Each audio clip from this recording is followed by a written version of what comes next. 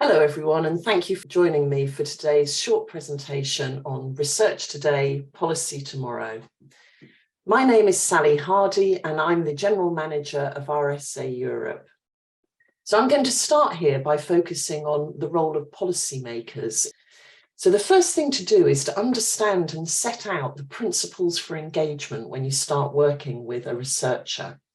Understand that even though researchers are often paid for by the public purse, they are not paid to help you. If they ask you to support them in a project that they're engaged with, say yes if you can. Don't rely on the normal suspects. This is an approach that's poor for diversity. You don't hear new views and you won't hear alternative views that may in fact resonate better for the problem that you're interested in. Embrace all diversities, not just gender. Geography also really matters. Try to invest in new networks. If you can, consider doing sponsored internships where a member of your staff team would work in a university and vice versa. Get interested and get involved in co-production.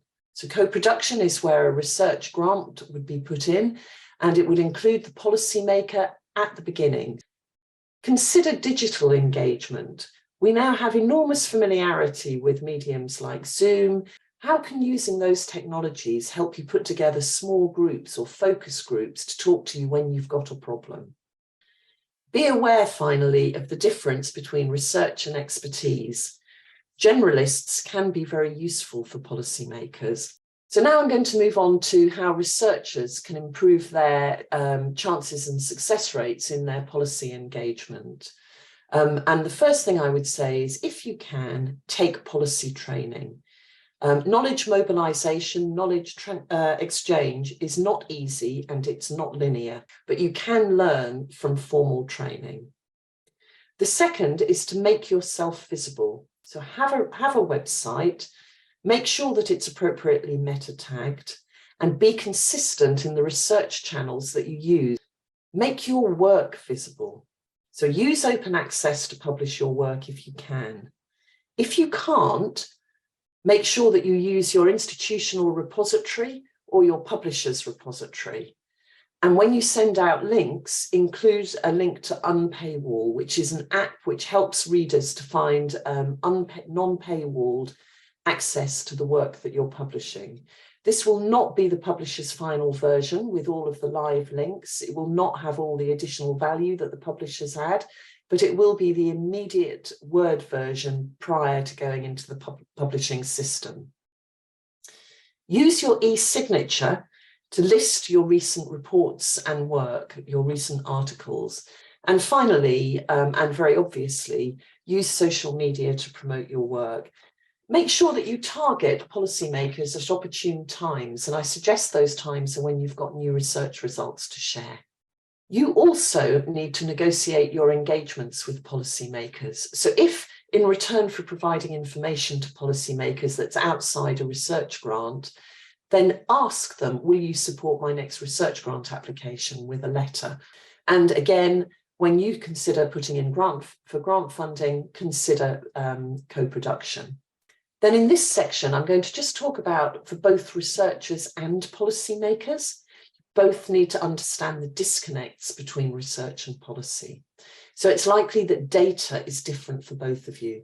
For researchers, it's carefully collected, analysed and explained.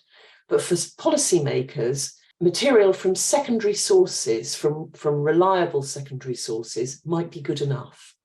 What policy advice looks and sounds like might be different. Researchers can be too high level and general. Policymakers are often grounded in the pragmatic and the immediate, often smaller scale and requiring quite nuanced decisions. So talk in advance about what's required.